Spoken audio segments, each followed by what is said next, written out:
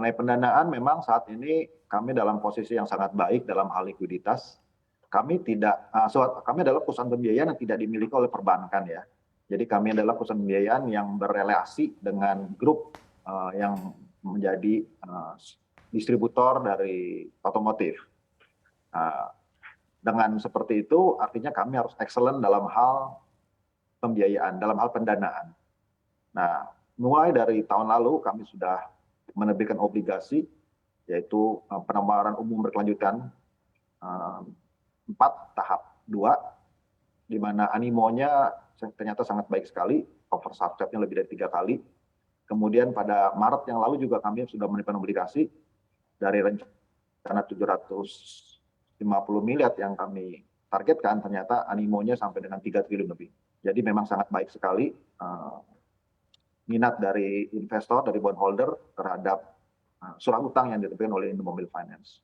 Saat ini juga kami sedang dalam proses penawaran umum berkelanjutan 5 tahap 1 ya, sebesar 600 miliar. Harusnya sih dalam minggu ini kami bisa mendapatkan proceeds-nya.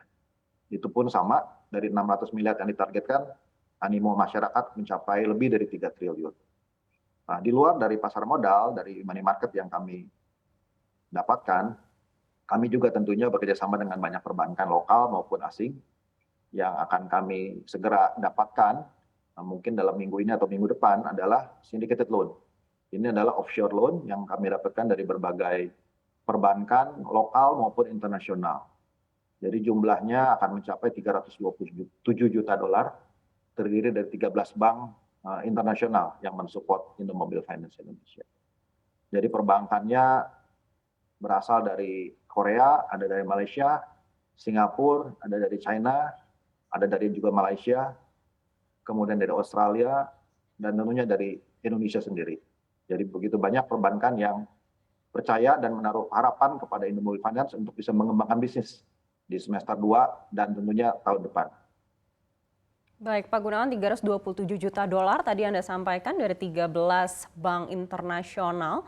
Apakah Anda sudah menyiapkan antisipasi apabila kurs rupiah ini kembali melemah? Karena kalau kita lihat ini sekarang sudah 14.900-an, sudah mau mencapai 15.000, dan meskipun ada hedging mungkin biayanya juga akan lebih mahal.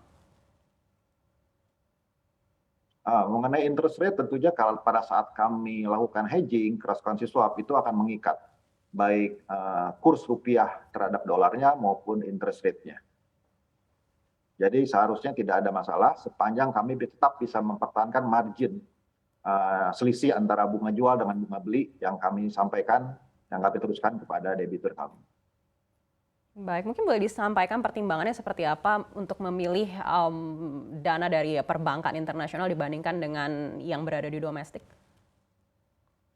Ya, jadi seperti saya sampaikan barusan, ada 3 alternatif pembiayaan, pendanaan yang kami dapatkan, yaitu dari perbankan lokal tentunya, perbankan di Indonesia, kemudian pasar uang ya dalam bentuk penerbitan obligasi dalam rupiah, dan kemudian juga adalah syndicated loan dalam mata uang US dollar. Jadi kami mengkombinasikan semua sumber pendanaan tersebut untuk mendukung bisnis pembiayaan kami.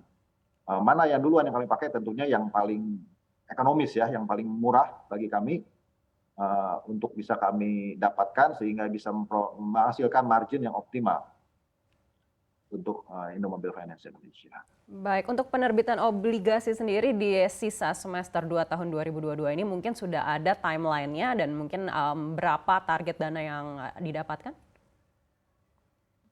Pada tahun ini kami sudah, berarti kalau termasuk yang penawaran umum berkelanjutan 5 tahap 1, berarti sudah 2 kali kami menerbitkan obligasi di tahun ini. Jadi saya rasa di semester 2 ini kami akan konsentrasi pada pinjaman sindikasi yang akan kami dapatkan ini. Jadi penggunaan itu akan lebih dimaksimalkan. Berikut juga dengan bilateral loan yang kami dapatkan dari perbankan lokal di Indonesia. Baik, lalu bagaimana dengan risiko kenaikan inflasi? Karena kalau kita lihat di bulan ini juga sudah semakin melonjak dan juga banyak pihak yang berekspektasi mungkin Bank Indonesia akan semakin cepat juga menaikkan suku bunga acuannya. Apakah ini akan mempengaruhi tren pembiayaan di Indomobil Multifinance? Ya, tentunya inflasi adalah suatu hal yang akan berpengaruh pada tingkat bunga ya pada akhirnya ya. nanti tergantung berapa besar kenaikan suku bunga benchmark yang akan dinaikkan atau yang akan ditetapkan oleh Bank Indonesia. Kami berharap tentunya tidak terlalu signifikan dan tidak terlalu tiba-tiba, sehingga semuanya akan berjalan terkontrol begitu. Jadi kalaupun ada kenaikan, lebih kepada kenaikan yang bisa diantisipasi secara oleh market gitu ya, sehingga tidak terjadi gejolak yang mengagetkan.